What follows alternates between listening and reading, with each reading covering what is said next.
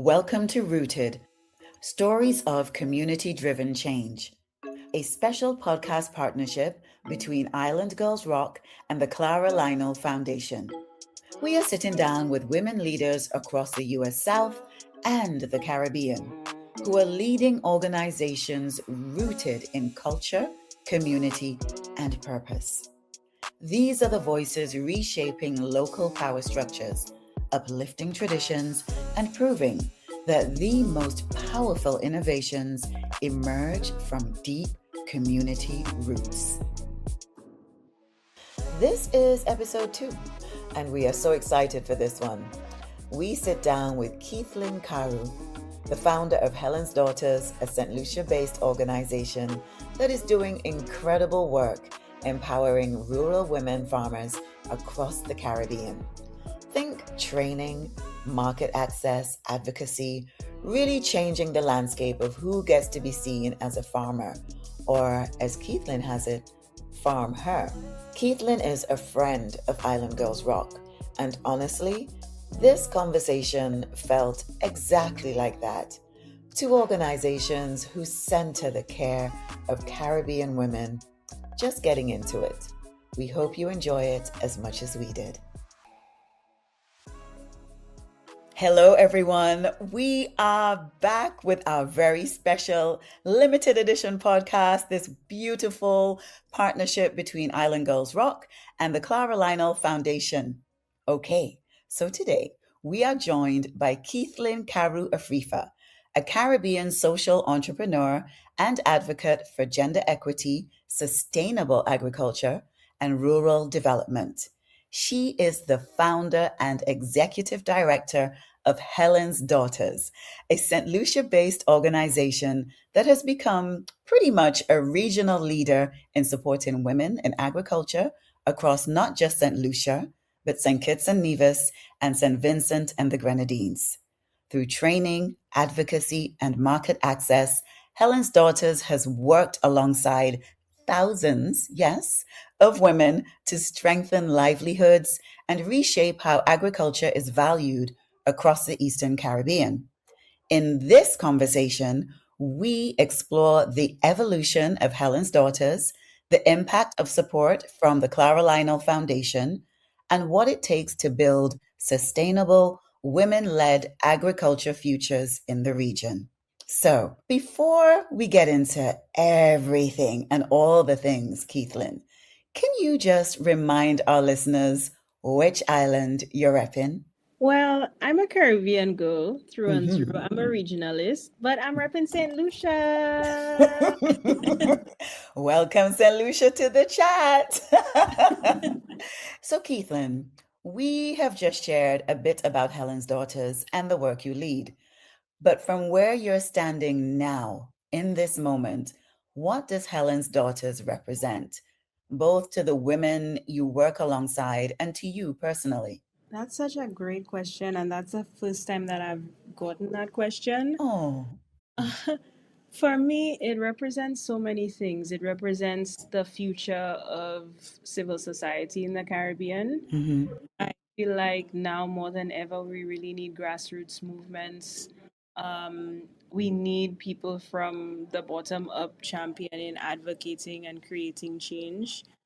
I think for me also, it's about redirecting or reshaping the narrative of agriculture, and agriculture being so much more than just farming. Mm-hmm. For us, it's culture. For us, it's health. For us, it's reclaiming our land and our food.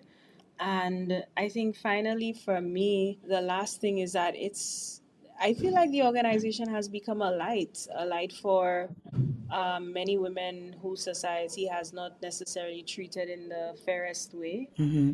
and who feel seen, who feel heard, who feel like there's a community that respects them where they belong. So these are the three things. Mm, lovely. And I really like the way that you are so intentional. Helen's Daughters is so intentional. So, with everything you've just said, I want you to tell our listeners what we refer to the women that you support as, right? It's a beautiful play on words. We call them farm hers. Yes, farm hers, and for obvious reasons.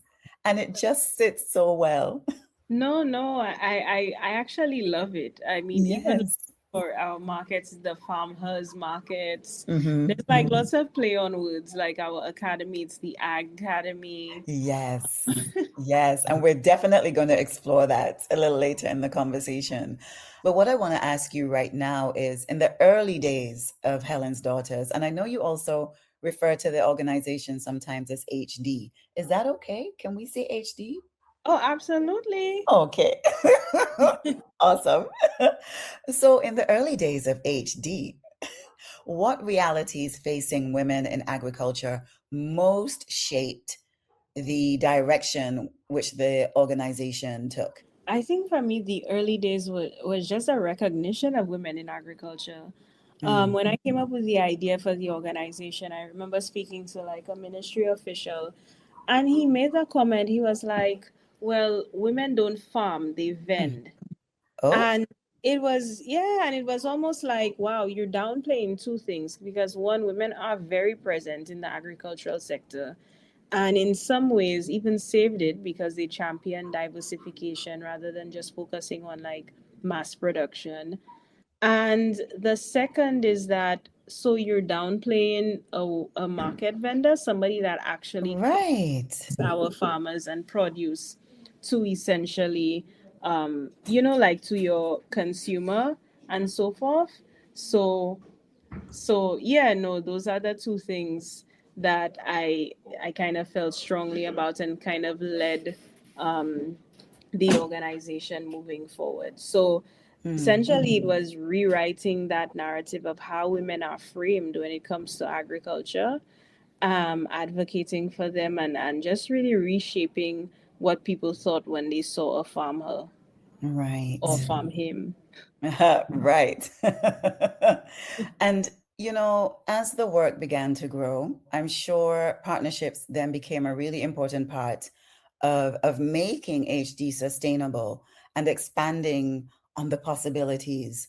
So, can you share how HD first became connected to the Clara Lionel Foundation? Oh, that's such a funny story. Yes, we're So, here. so it happened. It's crazy. I constantly say the universe aligns in the strangest of ways, but always at the right time. So it happened when I took the huge jump to leave my full time job at the UN Mm, and come home to run an organization called Helen's Daughters. So right. just to imagine me telling my parents that. Um, Caribbean parents. Okay. Girl, like my mom cried. Like my No. yeah, no. For them it was like, why would you do that? That's a hobby. Oh my Um goodness. And I like how you casually mentioned that, oh yeah, while I was working for the UN, the United Nations. So let's backtrack just a little before we get into your parents' reaction.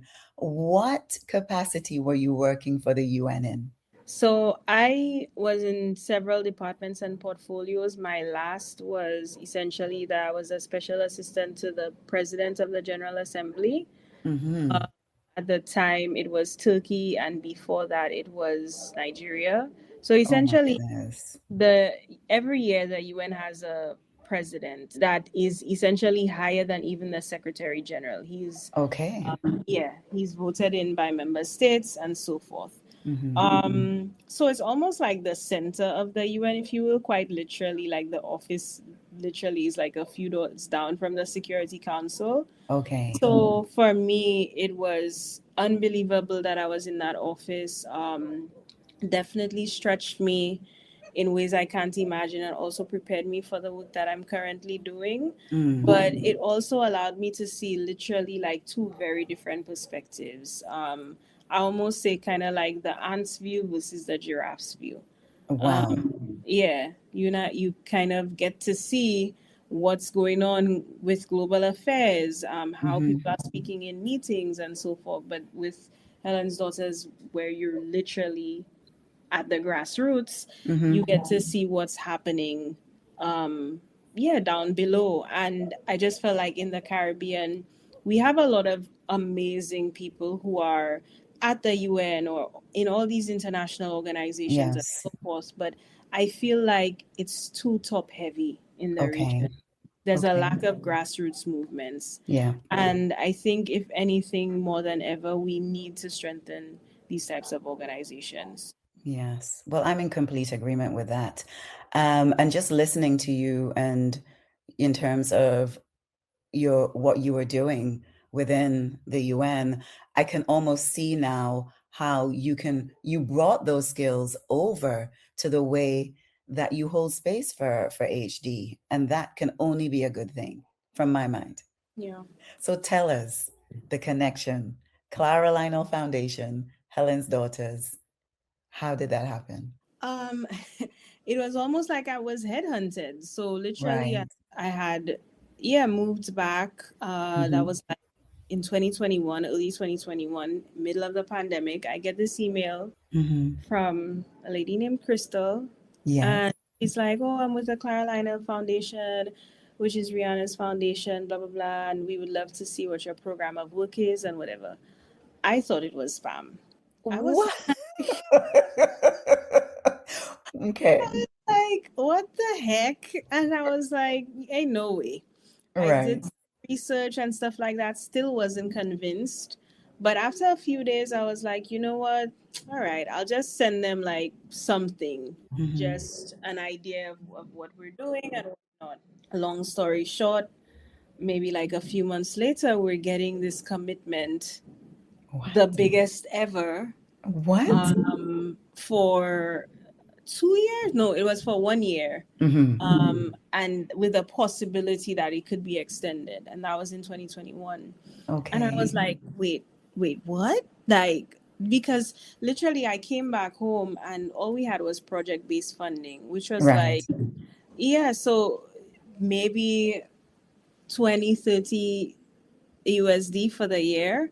But I Mm-hmm. was like, I'm okay. We're gonna do our Ag-cademy and whatever else, and we'll make it work.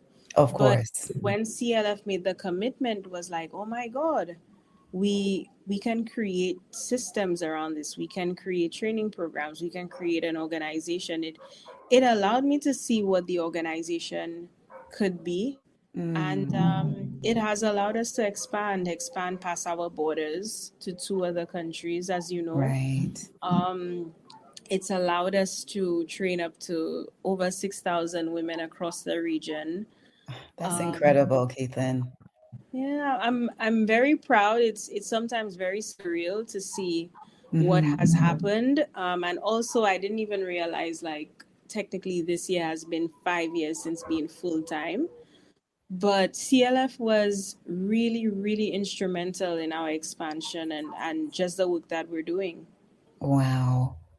I mean, I think we had a very similar reaction from someone else that we spoke to about the impact in terms of their first reaction receiving an email and ignoring it. They actually ignored it because they were so convinced that it was spam. They Mm, did not. They just were like, sure, right? But then they mhm. received another email and they thought, oh, okay, this might be real. Yeah. And it just and even though I mean I probably would have had the same reaction, to be quite honest. um but then I thought, wow, that's so sad that we in the region are not used to someone coming forward to us and saying, I want to help, right? And like you said, and not for project based work, but for just organizational and expansion.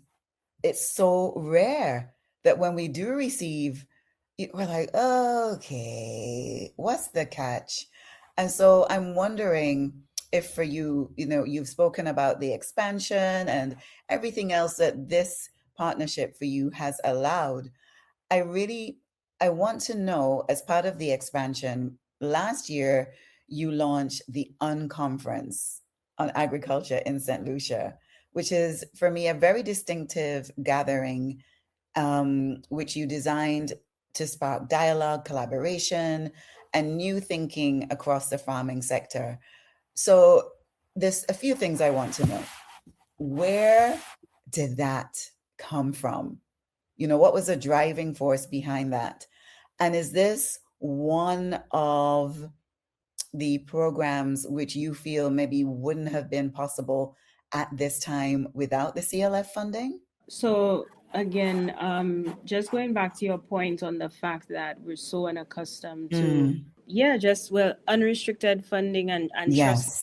philanthropists. It's true. It's a dream, and it still is. CLF remains one of the few Mm, unrestricted funders that we have, because they recognize that in order to do the work, you need systems, and in order to have yes. systems, you need people to run those systems, and those Yes. people need to be paid fairly and so forth. And for sure, I mean, again, even with the Unconference, it was project based funding that we got, but Mm-hmm. the hands behind that are, of course, because of CLF. Mm, For me, a lot of people recently, someone said, it's interesting how you run your organization. Because some organizations will hire when the need arises. And I'm like, yeah, but we're not just an organization, we're a community. yes. So for me, it's not just, oh, the work of HD, it's that I'm hiring young people that are interested in social justice, that are interested in Mm-hmm.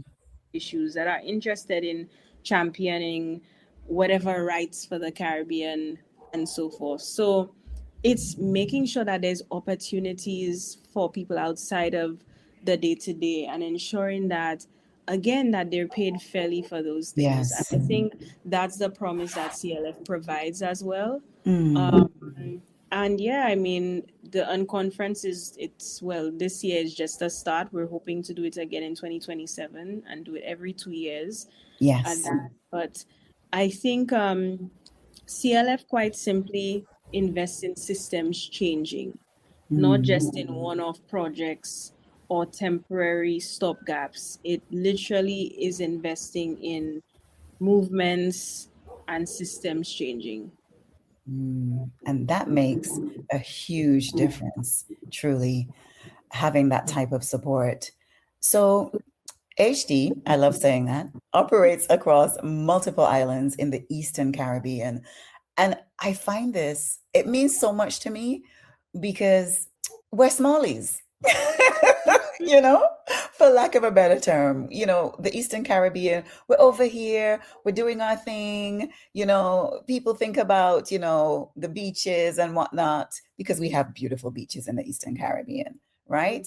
But they don't think of us as an impactful community or cluster of islands, right? That cross collaborate, that cross pollinate is what I like to say.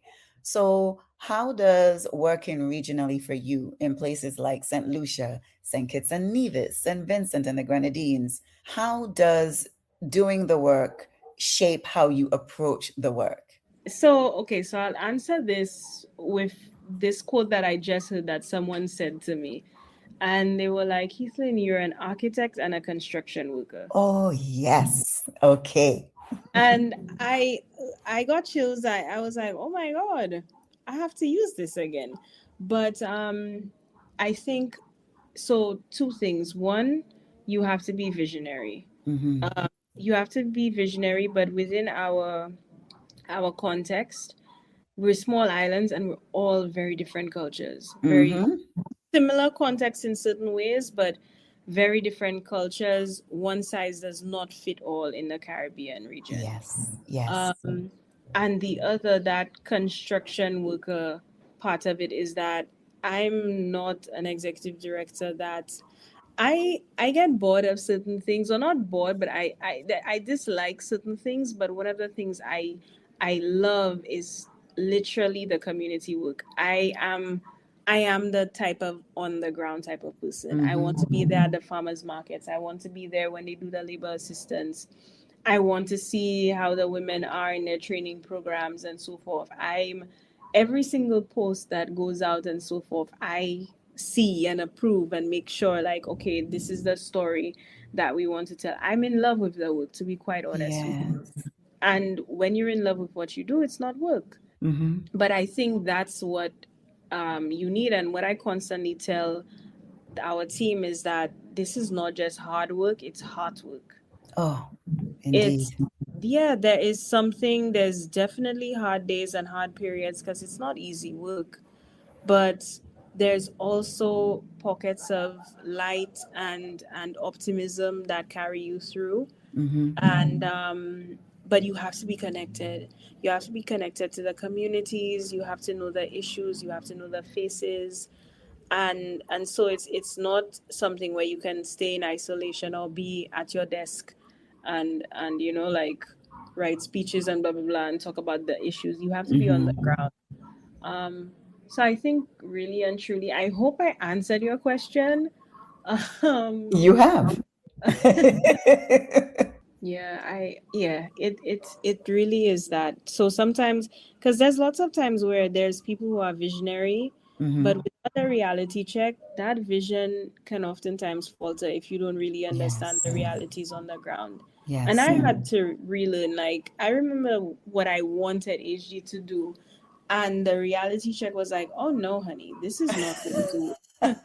The reality check is yeah, it's quite humbling. It is, it really is. And that's one thing that, and again, emphasis on grassroots movements. It's, these are people that are on the ground, these are people that are aware of what's happening. And so you kind of have to keep your eyes and ears open constantly to try to, like fulfill or meet those needs. Absolutely. So, Keithlin, I want to ask you because we spoke about it earlier in the conversation, or at least you referenced it.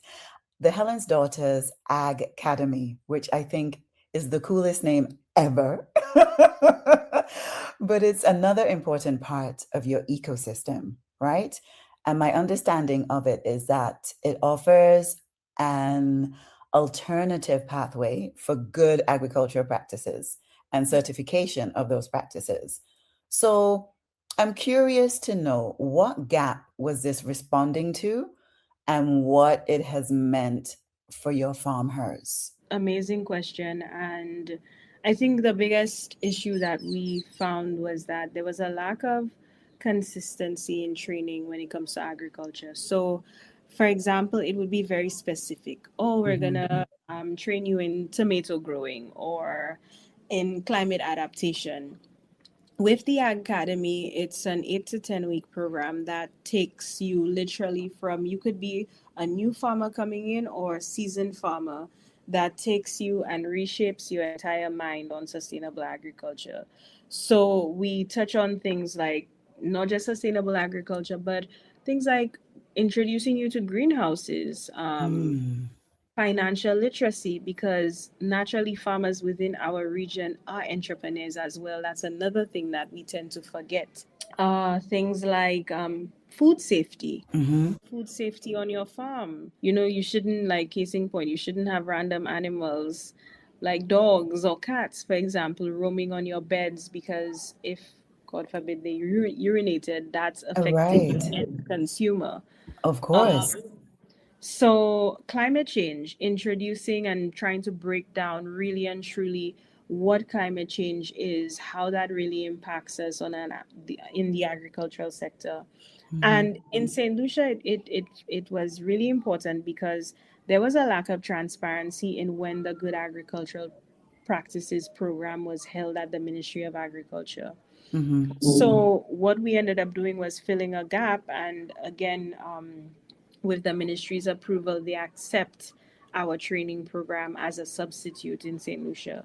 We are Wow. trying to do the same in St. Kitts and Nevis and St. Vincent and the Grenadines, but the it's slightly different, the requirements. There's Mm-hmm. also like a land access requirement for the other two, so we're trying to Okay. find our way around that. But what it has happened is, aside from just educating our farmers more holistically on agriculture, the second thing that it has done is that it's formalized. It's provided like a formal entryway for women that were usually in the informal sector. So there was many women who were farming for decades who were never registered farmers. So now Right. they can use this as Hmm. part of, as a substitute for GAP, go to Mm-hmm. the ministry and go through the registered farmers program. And in St. Lucia, what happens when you do get that registered card is that you actually get, I think it's about 10 cents more um, per pound on your produce, which Okay, adds up okay. at the It end of does the add day, up. you Yeah, know. for sure. So you mentioned that there were quite a few of the women farmers who were not registered. Do you Yeah. know why that was or is? It's super easy. I think it's gender Mm-hmm. norms. I can use the Uh-huh. example of my grandmother who Mm-hmm. inspired me and this whole movement. My grandmother was listed as a housewife on my mother's certificate, Okay. and she was the person who would wake up at 3 a.m. She had her own garden as well, and also on top of that, she would be the one to go sell the produce at the market, Hmm. because at that time and still to this day, majority of the market is it's women that are Yes, it vendors. is. My Yes. grandfather felt like it was not a man's place to be selling produce at the market, and some men still hold that thought.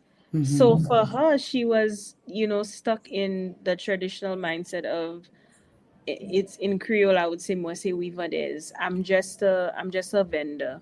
Ah, And to this day, we don't recognize the vendors for what they do, but these vendors have been instrumental in connecting farmers and good produce to the end consumer, but there's no certification for them. And the other thing is that while, yes, there are vendors who do resell produce from farmers, a lot of them grow their own produce and sell right. their produce. Yes. So you're literally looking at a vendor who has no rights, who has no certifications.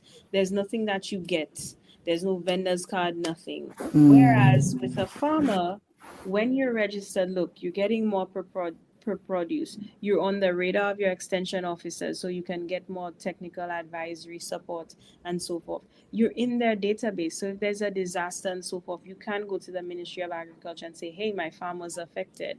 These are the things that are really important, and I think sometimes we don't realize the invisible barriers that society places in terms of just women in general, Yes. and we accept it as a norm, and later on we realize, oh, this is what I should have done. Mm.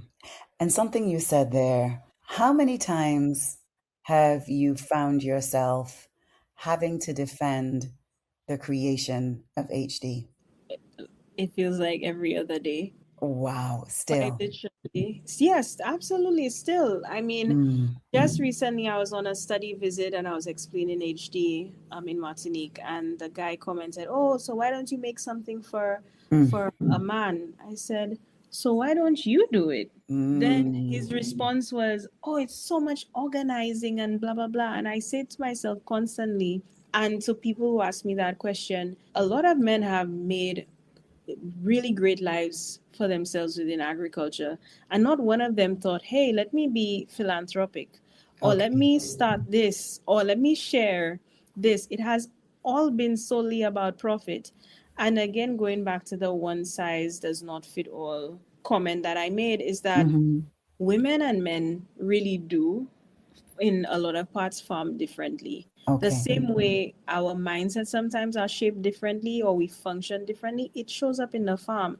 I can tell you that women, a lot of the times, yes, it's profit driven, but a lot of the times, if they're farming, they not just farm for profit, they also farm to feed their family, which is Right. why, for example, in Saint Lucia during the banana days, we were taught to farm for the consumption of those on the outside rather than the consumption of our own selves. Women were the ones who decided, hey, I'm going to diversify my farming. I'm going to have tomatoes because we eat it, peppers. I'm going to grow tree crops and this and that. On Mm-hmm. there, even if it was small scale farming, but small farms to this day still feed a larger part of our population than large farms do. And I mean, it's something where again, Helen's Daughters and establishing Helen's Daughters has allowed me to recognize that the patriarchy is still very much alive in the Eastern Yes, Caribbean region. indeed. Um, I remember one time I was flying in from a work trip, and the customs officer, he's like looking at my information, and he just decides to say, "Oh yeah, I really don't like what you're doing." Excuse me? Wait. Ex- He said yeah, what? yes, and I said, "So don't you have a mother? Don't Uh-huh. you?" And he's like, he was actually raised by a single mother, which is The like irony, that. right? Indeed. And I think it's just our lack of, like, our misalignment or misjudgment of, like, the Hmm. phrases of feminism, where they mistake it for male bashing, Yes. and also the fact that people don't recognize it's not necessarily about equality, but more so equity. And there Um, is a difference. And you know what I think that is, Keithlin? Perhaps people don't fully understand equity and what I that means. I don't think so. And even Mm. for me, I won't lie. I mean, right before Helen's Laws, I didn't necessarily understand the difference. I kept touting equality, equality. And I'm like, Hmm. oh, no, it's more of an equity issue. Mm. And I think a lot of people don't understand it, and they don't dare to admit that they misunderstand the terms. Right, right. So they have their preconceived notions, and that's what they allow to lead. Mm. Yeah. You know, I remember when you premiered the beautiful Helen's Daughters documentary in Nevis, right? And Island Girls Rock, we collaborated with you on that. And it was Yes. such a magical evening, which I'm still so grateful for the Four Seasons here in Nevis hosting that for us and being so very accommodating. And they say that the brain, scientifically, we are prone to remember or to take in the negative more so than the positive, right? And the overwhelming feedback for the night, for the purpose, for Helen's Daughters was positive. But one person made one comment and he said to me, I don't believe in farmers, is a farmer. A farmer is a farmer. And I looked at him and I said, no, it's not. It's very different. And just you saying that is proof that these spaces are needed and that Helen's Daughters and the work that they're doing is needed because you're not even willing to acknowledge the need for us to have this. You don't even want to give us that, you Exactly. know? Exactly. And that's the thing, is that you hear a farmer and naturally you would think of a man. That's Mm-hmm. what's happened. But we talk about farming, we have an aging population and so forth. What we've done, we've tried to make the sector more attractive. So much so that almost 60% of our membership is under the age of 40. That says something. Wow. They may not be a huge farmer, but for us, really, like, when you think of food, like import substitution, food sovereign. Mm-hmm. If you have a little kitchen garden, you grow 5 heads of lettuce a week. That's 5 heads less that we're importing. That's right. If every single household could do something that small, we would be food sovereign countries. Yes, Quite definitely. literally.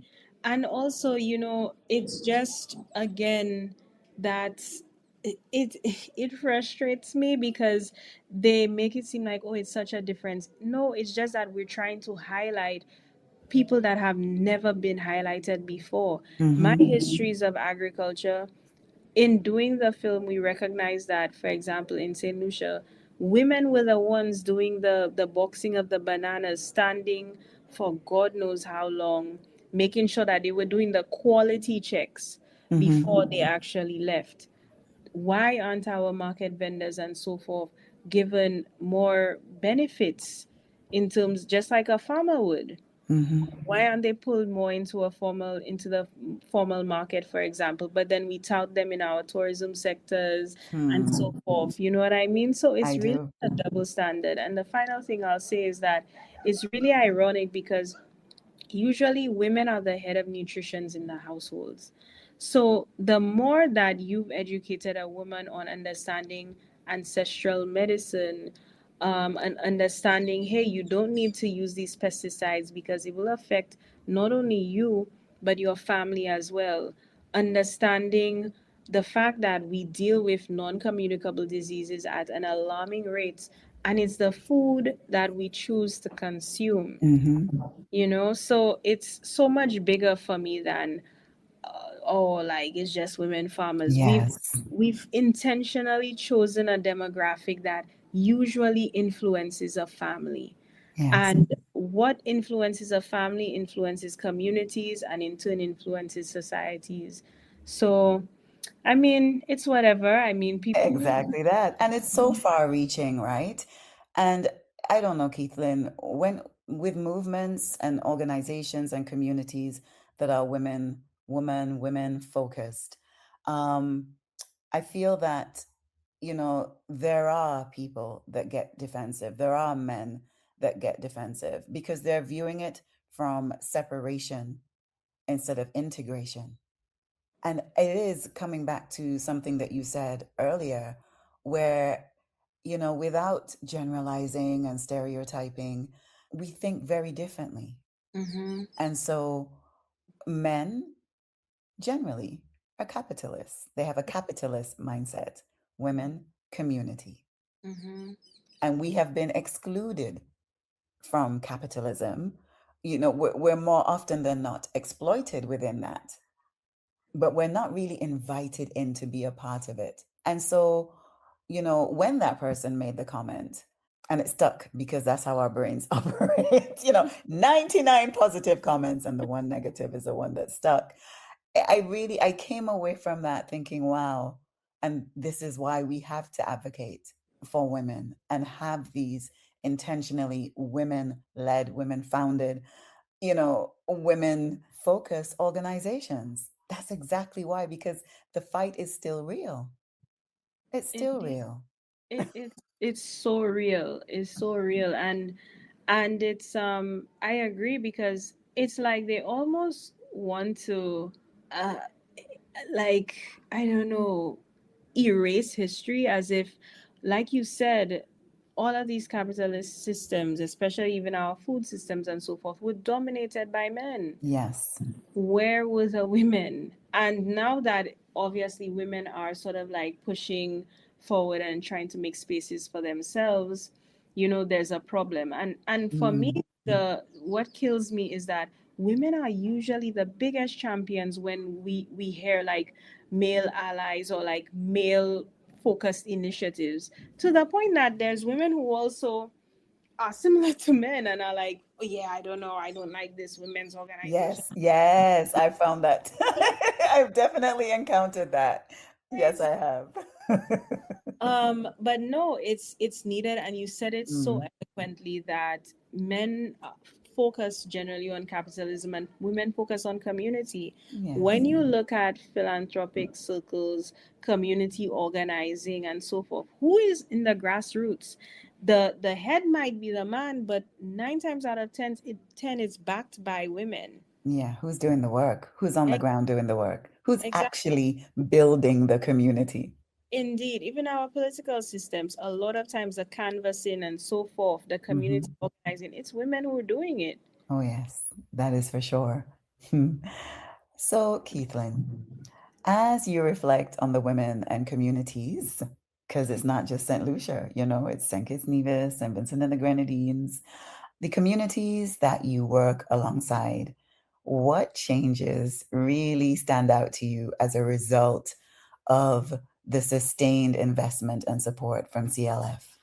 Ah, so many. Oh, I think for me, the documentary, it became a blessing in disguise because we mm, actually lost two of the persons within that documentary. One of them was one of the main characters. no.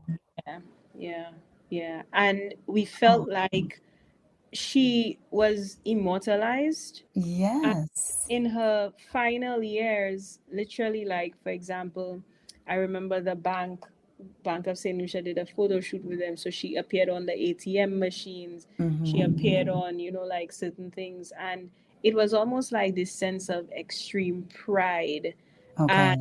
and belonging as well. Because to the point, the family mentioned, look, like she really loved this community. Oh, Um, wow. That is impact, Keithlin.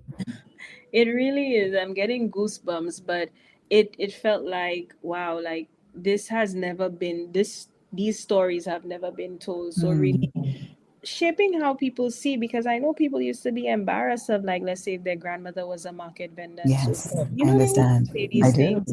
Mm, Now it's like, oh, there's a pride hmm in it, in a sense of saying that there's not this nasty dirty past that people want to kind of shoo or hide hmm away from. I think the next thing is that for us, the bigger picture is that I want Helen's daughters to be a model, to show what it looks like to have a grassroots organization that has sustainability, has achieved sustainability, but is also connected to the community. And I think, like, we're also helping with a lot of organizations and seeing a lot of organizations like mirroring, okay, so how do you structure? How do you go about staff? How do you go about Yes. monitoring and evaluation? How do you do this and that? And I think the final thing is that the advocacy of it, like I said, it was the Caribbean has been very top heavy. We have all these organizations and so forth, but they're not really connected to the ground. So when you talk about Caribbean Week of Agriculture in St. Vincent, what came to mind? They were pretending that Hurricane Beryl never happened. Excuse Nobody was me. talking about it. And that was like 2 months after Beryl. Oh, wow. We were the only ones who brought up, like a panel on, like, hurricane response, Hmm and also to the ministers talking about, look, yes, it's about physical infrastructure, but what about the psychological turmoil that's happening with farmers right now? Because look, a lot of companies invest in counseling, in this and in that, and we do the same because we see these farmers, these persons are not having the access to things that the private sector has, and these are issues that need to come to the forefront as well. So it's so many things. It's seeing people leave the private sector to join the journey on Helen's Daughters and saying, like, I want to do something bigger than just seeking profit. Yes. I Or coming in and saying, I love the work that we do. I'm seeing the impact. And then it's just the everyday, like stories where somebody will come up to you and say, I've been going through a lot. And I said, maybe I wouldn't be able to come to this, but I came and I'm so glad that I came. Thank you for this and the community that you've made for me. So it's a lot to be proud of, and I could go on and on. And I'm so happy, but you know what? And it's so wonderful to listen to you, Keithlin. And for me, what stands out is something that you actually said at the top of the conversation, where for you, this is heart work, right? And then that, it triggered something for me from when we actually premiered your film here in Nevis, where you said your profits is your impact. Mhm. And so, for everything that you've shared with us, what I hope that people take away from this conversation is having the courage to be heart centered in their work. And it takes courage, especially when you're brought up in the Caribbean by Caribbean parents, to tell them, I'm leaving the UN and I'm going to be, leading this community of farmers, and having them look at you like, has my child lost her mind? Yep, Has she I lost her think mind? so. I think so. And everything that you've shared, although very specific to HD's journey and the support that you have received from CLF, I want our listeners, like I said, to be inspired and to have the courage to take the leap and follow their hearts and know that their purpose is so impactful. The lives that they'll be changing. And not, I know it's not for everyone, okay? Heading up a grassroots organization is not for everyone, Oh no. Oh no. okay? Okay, because you don't switch off. We may try. Yeah, we try. Look at that. You caught me like typing and you were like, okay, girl, work on No typing, no it. multitasking. We're right Exactly. here in this moment. Exactly. There's no 9 to 5. It's a No. constant on. No, exactly. But I just I want our listeners to know that it's possible, that you can live your life from a place of community and joy and intentionality and service. And this is what it looks like. This is what it can look like, right? So thank you so much for having this time with us, for sharing your journey, and for giving us some really good tips as well. Very, very useful. And we can't wait to link up again to collaborate on some other wonderful project, Island Girls Rock and HD. We're really looking forward to that for 2026. Maybe see you at the Unconference in 2027. Yes, ma'am. Who Sounds like a knows? plan. That Who sounds like a knows? plan. But thank you, Keithlin, and your amazing team. Truly. Thank you all for the work that you're doing for our farmers. Well, I just want to say thank you so much to IGR. I've probably said this before, but I remember in the early days, I was scoping all the work and advocacy that you guys were doing on social media. And also just being really a true partner, like you said, bringing our documentary to Nevis. Even essentially, you started our Four Seasons collaboration. So thank you. Oh, you're so welcome. And honestly, this is what I want to see in the Caribbean, Mm, just us creating more ecosystems of support. And just know that I am there for you, whatever you need. I'm so proud and always cheering oh, you on. And just thank you for having me. thank you, Keithlin, and we feel the love. Thanks for listening, everyone. See you next time. You've been listening to Rooted, Stories of Community-Driven Change, a limited edition podcast series from Island Girls Rock and the Clara Lionel Foundation. You can find us wherever you get your podcast fix.